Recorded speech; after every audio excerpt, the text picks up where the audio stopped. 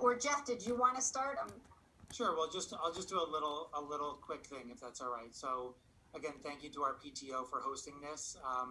Although it looks like there are probably about 20 people on right now, more people are still joining. But we've made a commitment, I think, in past years with the PTO to record as much as possible and put it up onto the PTO website, just so that people can access it at different times. So although you may hear the same thing on different meetings, again, whether it's our open house or a PTO event, et cetera, we just want to make sure as much as possible. So every year we do have a series of grade level meetings. This is our first one. We try to do sixth grade first, due to anxiety of parents, students, and especially this year. But thank you to Taryn and Jessica for setting this up, for continuing to lead. I think that we are off to a really good start. I think that our teachers, I've been around this morning and just checking in with teachers as well.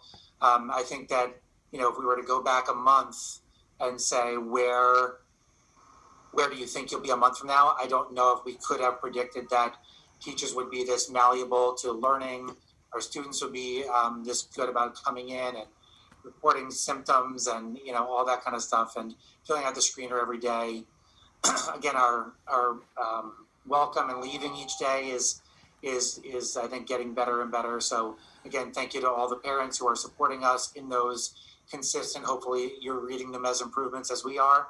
And again, this is just another way this morning for us to share some more information with you. So with that, I do want to just notice that there are a couple other people on here. I know you'll be hearing from Monica Bermiss, our sixth grade assistant principal. We also have Ms. Brooks on the call this morning, at least to just put a name with a face if you were to miss her. So Chantal, I don't know if you want to say anything quickly. Yeah, just good morning, everyone. It's great to see your children in our halls and then also accessing us remotely, and here if you need me. And I'm looking forward to meeting you and working with your children.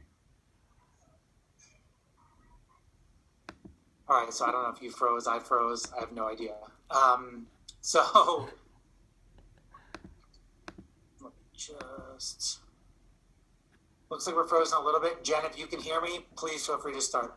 Okay. Good morning, everyone. As Jeff said, and I said, I'm the sixth grade school counselor. We're going to spend a little time today talking about my role and how I could support your families. We're going to spend a little time going over some information on the website and answer any questions you may have. To start, I've been a school counselor here for, I think, 23 years.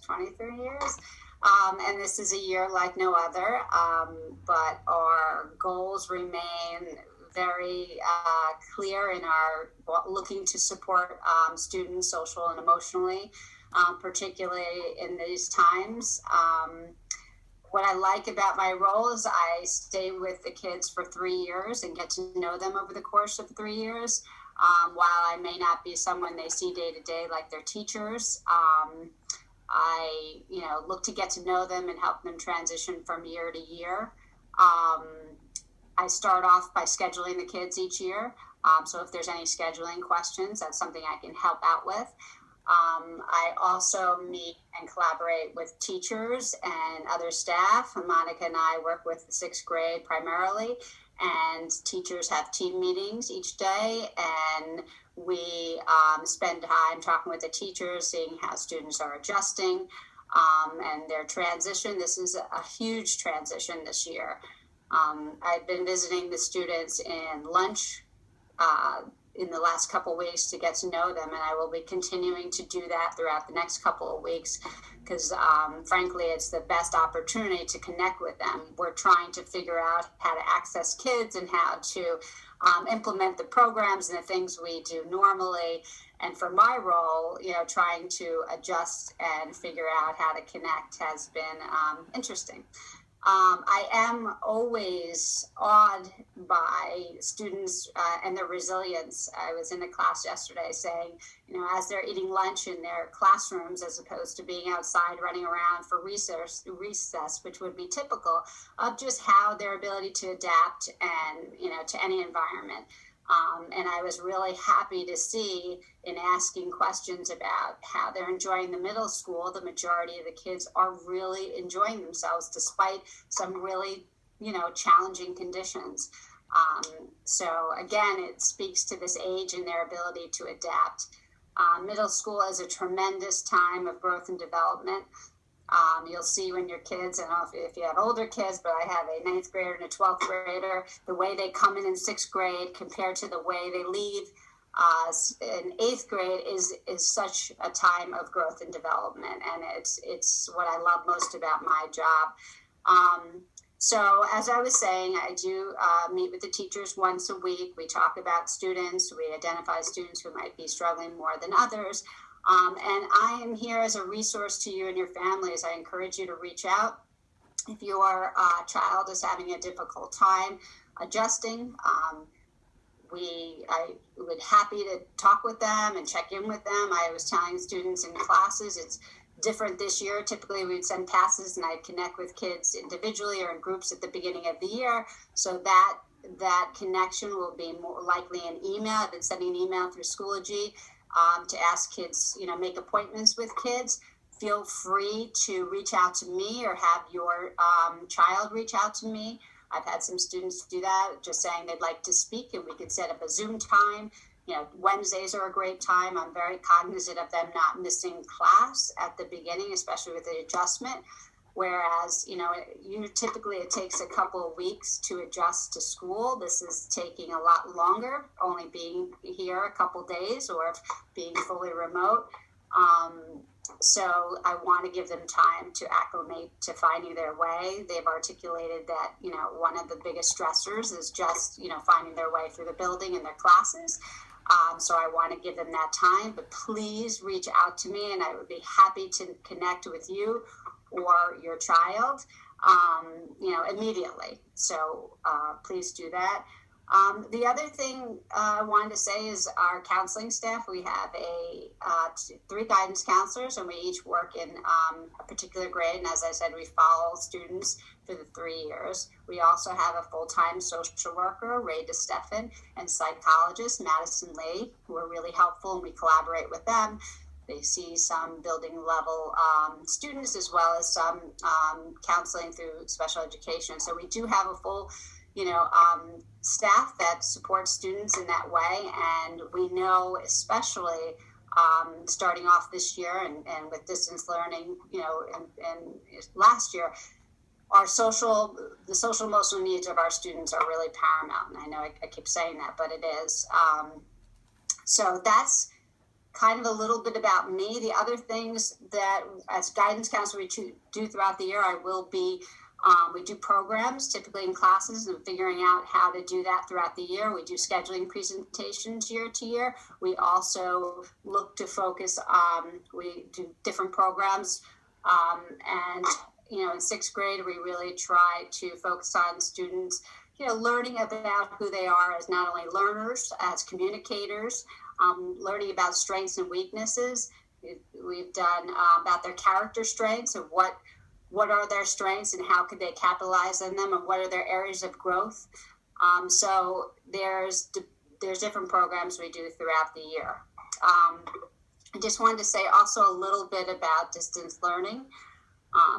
Transitioning from 5th to 6th grade is a big transition in itself, and students are still developing the skills of organization, communication, advocating, taking responsibility, even executive functioning skills, all, organization, follow through, and all those things. And with our environment, it's even more challenging.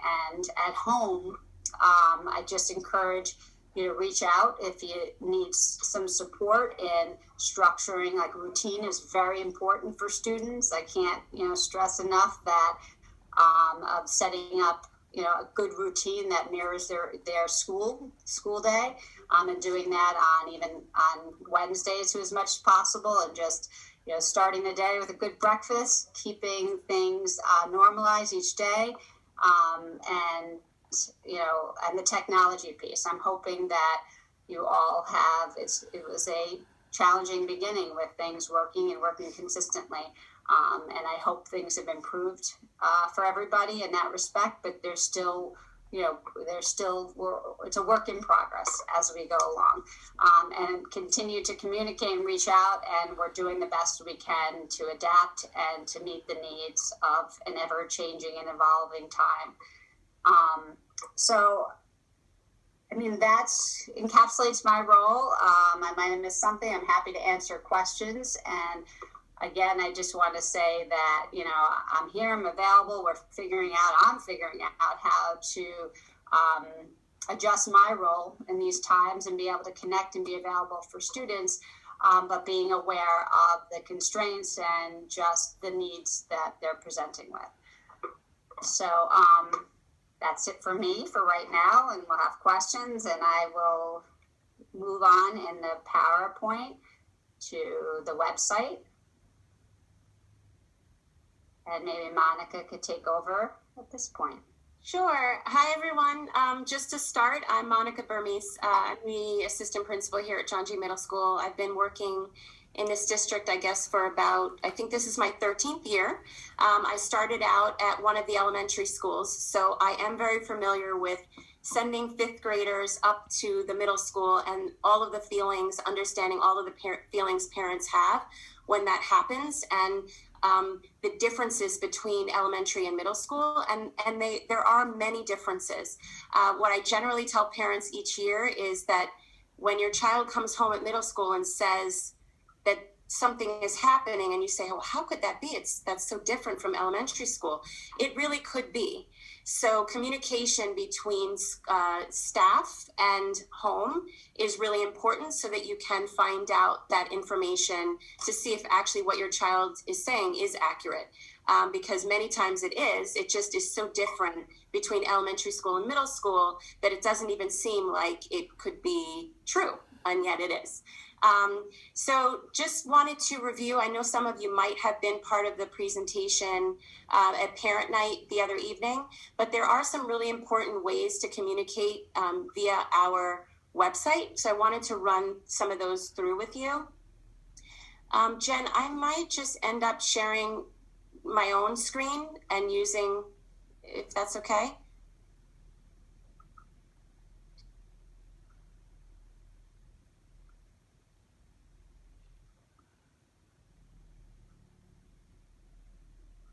Just hold on one moment, please. Okay, so here we have our middle school page. It's just jjms.klschools.org. Wanted to bring you through to the school information tab. So we have our bell schedule. That's different from last year. And it just really just shares the periods, each period of the day. I know some parents have come in and or called and said, "My child left their iPad at home."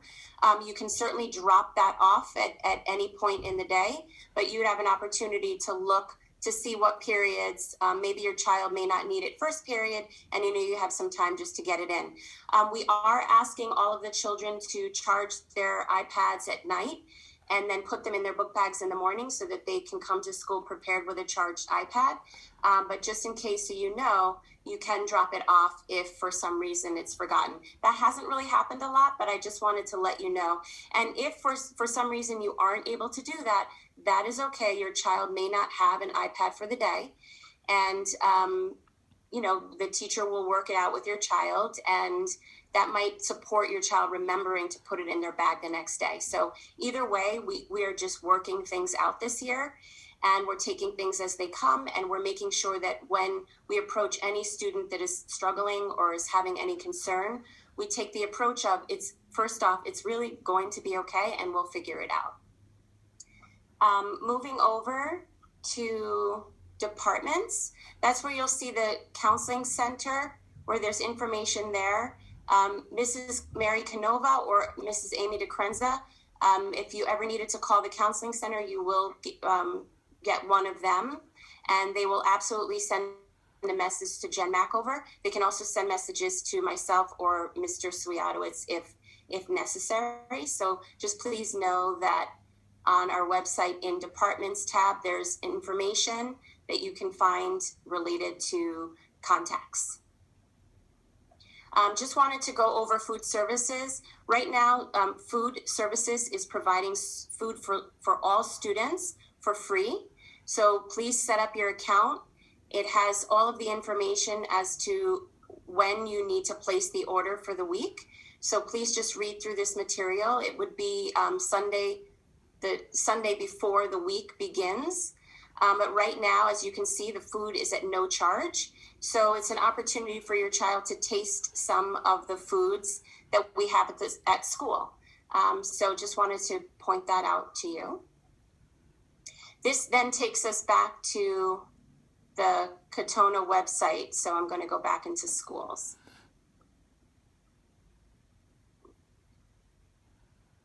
Back into transportation. The transportation tab will provide you with the information of our transportation director and assistant supervisor. It also will give information about other things that you might need to know related to transportation. So just so that you know that that's available, if you have any issues with transportation, please reach out to the transportation office.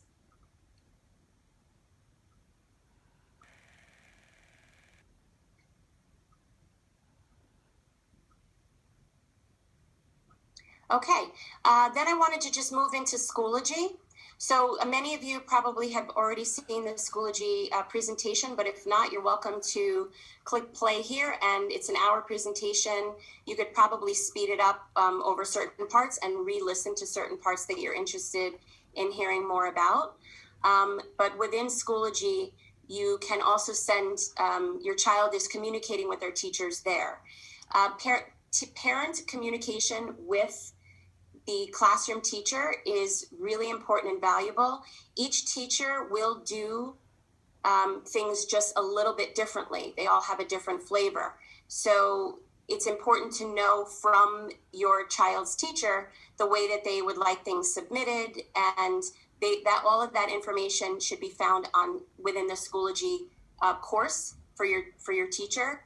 So that's an opportunity for you to be able to communicate before you actually verbally or in email communicate.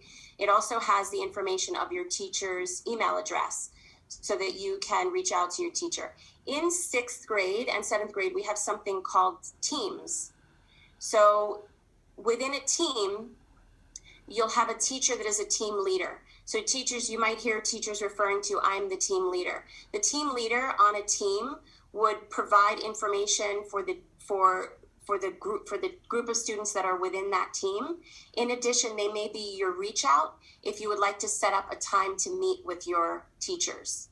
If you meet with your teachers, that would be the academic teachers, and most likely Jen Makover would attend that meeting. So if you're interested in meeting and getting to know the academic teachers and how they're working with your child, if you have any questions, you're welcome to set up a team meeting with them so that they can communicate with you. Generally, a lot of parents wait a little bit until after interim reports so that they have a better idea of how their child is faring in the grade. So just wanted to share that information with you. But that can be done through a team leader, or you can contact Jennifer Makover to set up an appointment.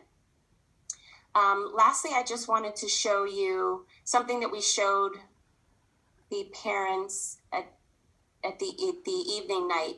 And it's an app called Sora. The ELA teachers are going to be showing your children this app. It just allows the children to borrow books from this site, and the books become downloaded within Schoology, within the Sora app. So your child can borrow books from Sora, just like they're borrowing from the library. It's very cool. They have a time limit, and then they can renew the book, and sometimes books are on order, but the students have been finding books that they're interested in, and they can also communicate with our librarian, who can also order books for us if they're interested in a book.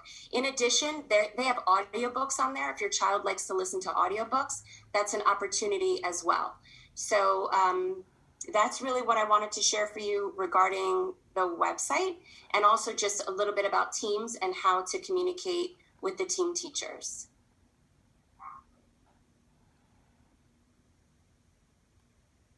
think that kind of wraps up some. I know, and we'd love to answer any questions you have about my role, about any procedures, or any burning questions you have about anything.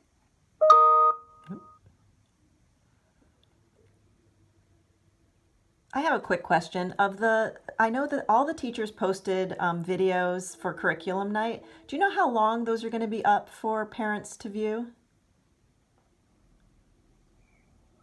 So Jeff, Mr. Swiatowicz, the principal, did post them. Oh, and there he is. Jeff, would you like to answer that? Sure, yeah. I think people have likely started taking some down right now. I think that they're kind of like taking up some Schoology space. So at this point, if anybody does want a video, the teachers will have them on their laptops. So please just ask the teacher, send a message, teacher will reply with the video message. Okay, great.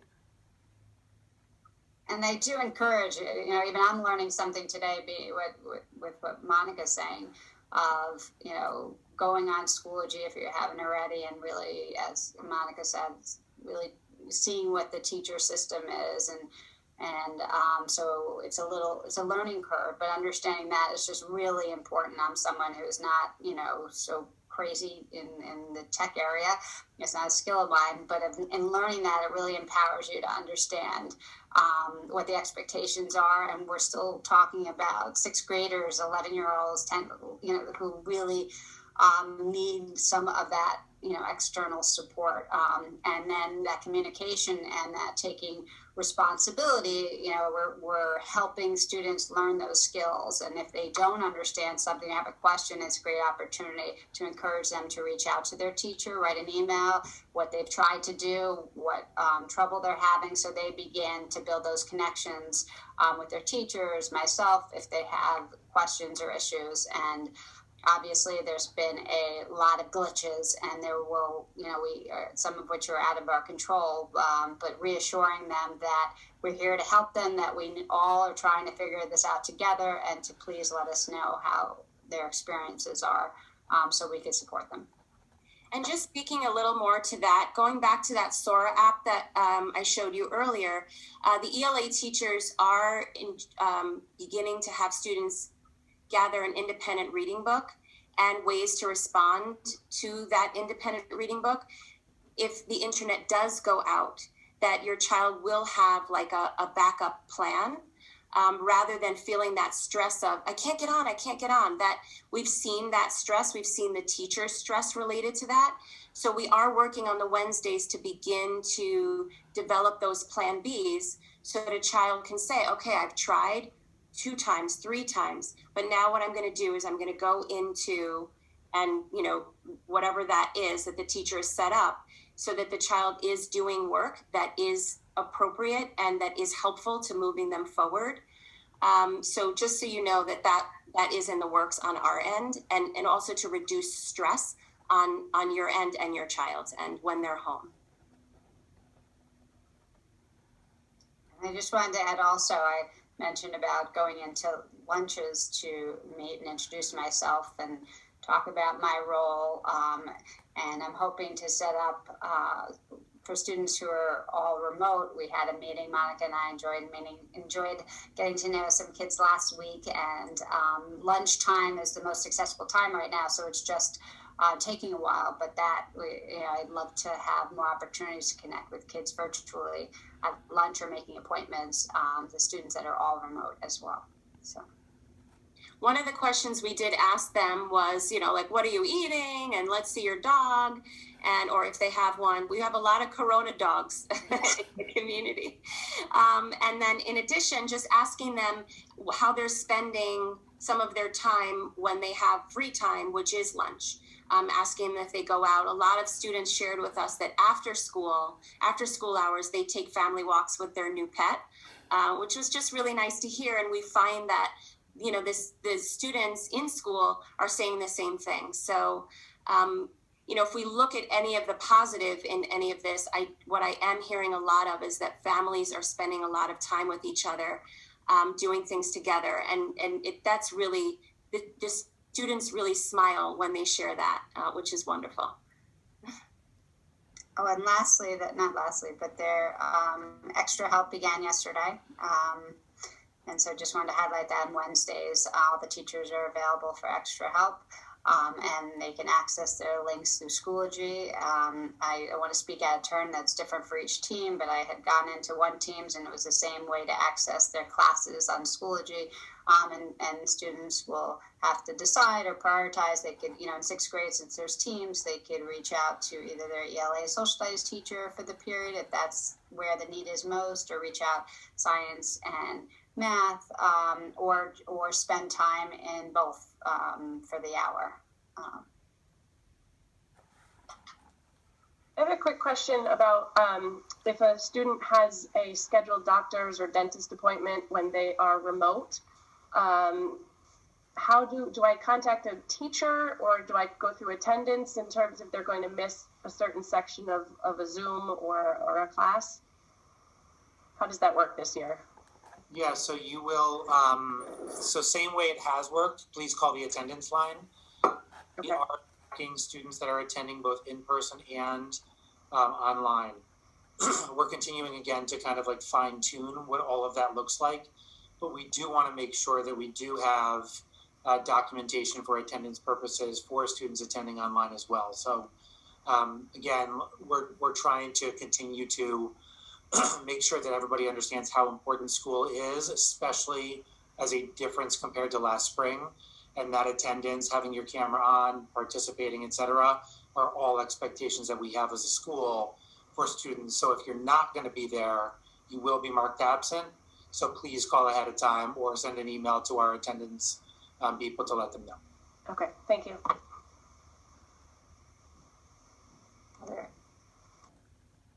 Any other questions? I agree. So I don't know if anybody else wants to share any. Share. We're planning. Maybe I see a new face join us. Would you like to ask a question? Yes, go ahead. Yes. Hi. How are you? Thank you for the information meeting today. We are in the third week right now, like full third week of the school, and just one observation I wanted to share with you. All my three boys are cohort B. That means they are like the other kids, other cohorts, 3 days at home. My observation is that the whole day during the school hours, they are quite silent. And my concern is about the speaking ability. Does the school day at school look the same, that they don't speak, they don't share their thoughts, they don't communicate over the Zoom lessons? I'm just curious, how does it look exactly, and if other parents have the same concerns? So I think that's a great question, and that's something that the administrators have been walking around, and also in fact teaching a lesson to see. And what we're noticing is that the students are very quiet, and even when we ask them to talk to each other, they're like, it's almost like they have to learn how to do it in the COVID environment. And in addition, the teacher having the Zoom students on the Zoom call and the students in the class are also trying to learn how to develop that communication across. So just so you know, we are seeing that, and we do know that, and we are talking as an administrative team right now about engagement and also the process that we're going to need to go through in order to make more engagement happen. So I really do appreciate the question, because we are seeing the same thing, and it's going to take us time to develop that and support for the teachers in order to do that. And I will tell you also, because I taught a class the other day, and I asked the students to talk to one another as they were sitting 6 feet apart, and they were hesitant. So, there is a piece to this pandemic that really has everyone concerned about getting too close, how to do things, even though it's just talking, it seems like it's pretty normal. And yet there's certain things that still aren't feeling normal. So I appreciate, again, your question, and it is something that we have noticed and that we are going to address. Thank you. Yeah.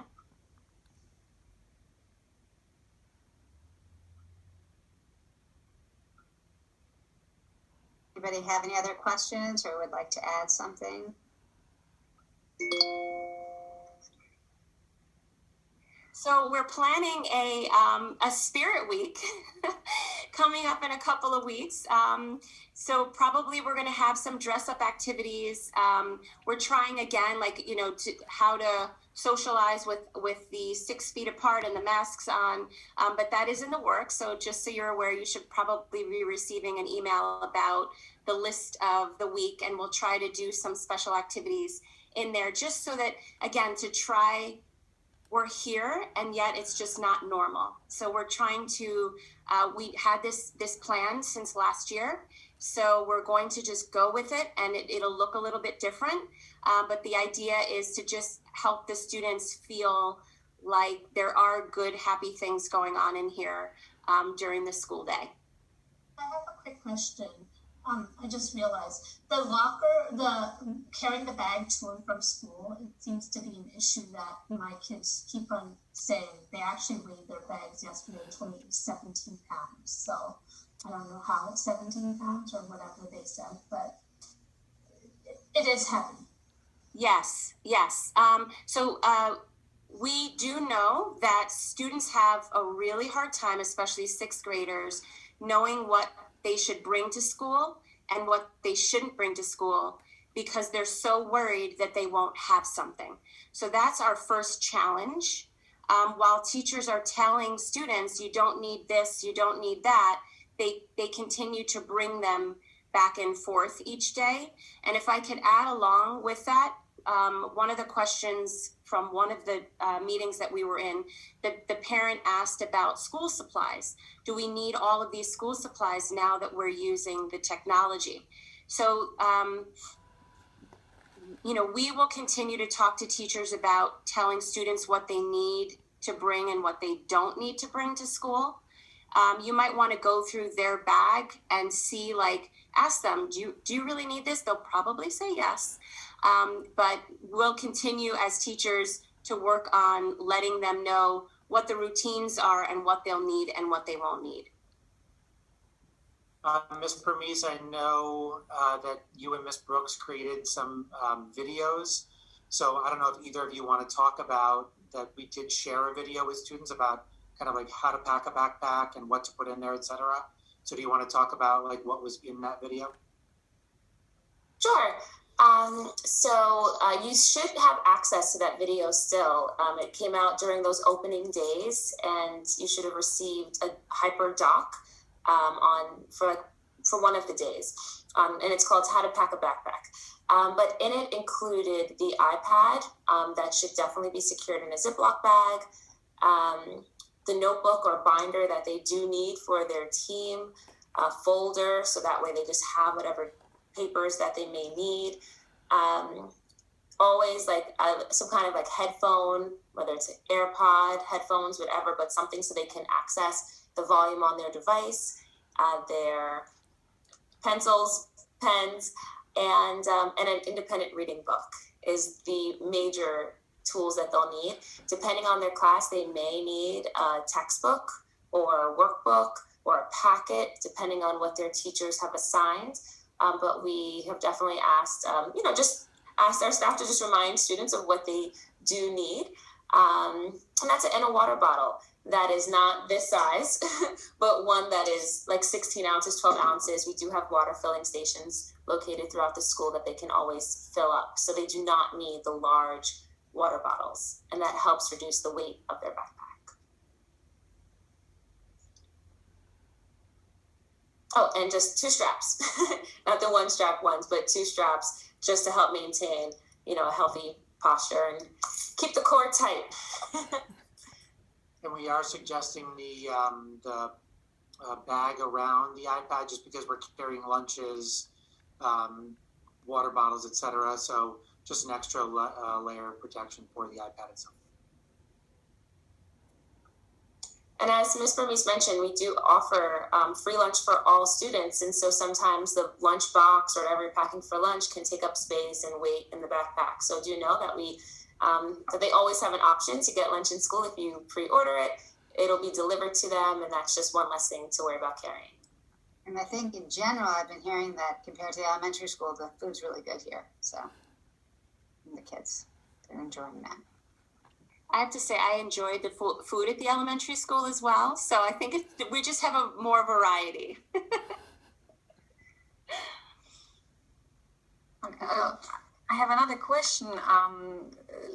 Early on, Ms. Bermiss showed us on the website the transportation information, and I saw the late activity buses. I'm trying to navigate through 3 different grades in our school district. I might have missed some information regarding the activities for the 6th graders. Are there any right now, or where do I find the information? Yeah, so wonderful. Again, great question, very helpful. So right now we are not running any in-person after-school activities. Extra help would have been one. Under normal circumstances, we run some intramurals, but due to COVID right now, we are not running those.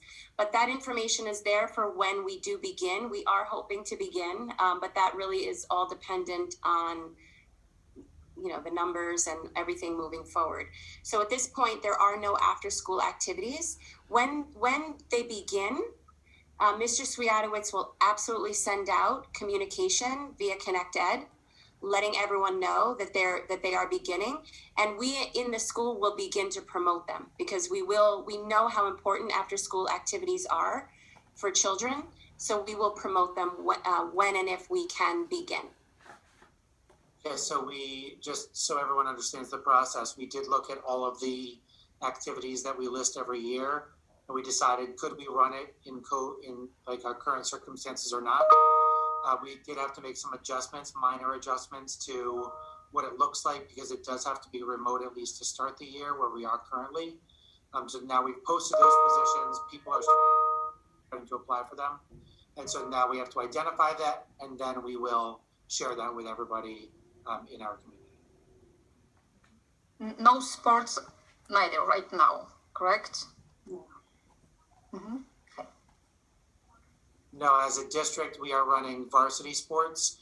I know there's conversation about JV. I'm not sure exactly where we landed on that. But the next layer down, we are not running as a district this year, including intramural sports. So usually there's a modified version. As of right now, we're not doing that. And so below that would be intramural. So we're not doing that again currently. And if/when that changes, we will let everybody know.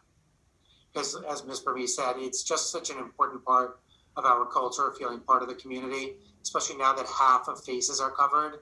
It's a different world. You can't read people's faces. Teachers are still trying to learn names based on eyes and hair color. So we understand the importance of students being home and being on Zoom and showing their full faces and participating that way as we continue to try to build community during the pandemic.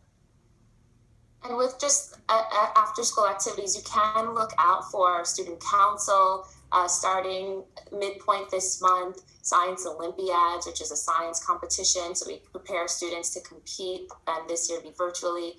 Math counts, virtual announcements where students learn how to create different announcements, edit it. So an animal care club. So we do have some of our most popular clubs coming back. And as Ms. Bermiss said, as soon as they are ready to roll, we will let you know. And to start, it will be remote. And they'll be offered between Monday and Thursday, starting at 4 p.m. Okay, so just to clarify, Chantel, the information that you just shared, all of those clubs are virtual clubs? Yes, they will. Yes, they will all be virtual, and they will begin at 4 p.m., and it could vary between Monday through Thursday.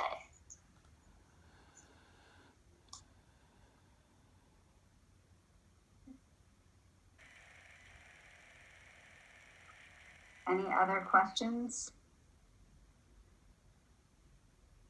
Going once? No sale. Anybody like to say anything else on behalf of the group? Can I just ask, so for at what point do you get involved? If the kids are like not great at self-advocating and they were given assignments or whatever, should you get on to the teacher? If it's mainly technology issues, if we can't do it, we give up. At what point do I say, okay, you don't have say over this anymore? Can I reach out to the teachers directly, or it's primarily technology things when they don't, like when she can't do it, she doesn't do the work and thinks that's okay because I don't know. You know, I think if it was pen and paper and the assignment was thrown at it, one would gladly do it. But when we can't figure out the technology, we're giving up easier. Is it to you, Jen, we get on to, or the actual teacher, or if there's multiple teachers? I know, and Ava's been very good about reaching out and advocating. I know with the teachers as well. Apologies, I know there's been some technology problems. It really depends what it is, but in terms of like a particular class, I'd reach out to the teachers, explaining your effort and what happened, and that you hit a frustration tolerance or whatever situation and what you're going to do. I'm not sure of the details of what's still ongoing, but of letting us know. So I don't know. It could be a help desk issue. It could be something with the connection with the teachers and what they're putting out. But if it's, I would reach out first to the teachers and what class that is, and then it's a bigger issue of really the help desk. And just to be aware,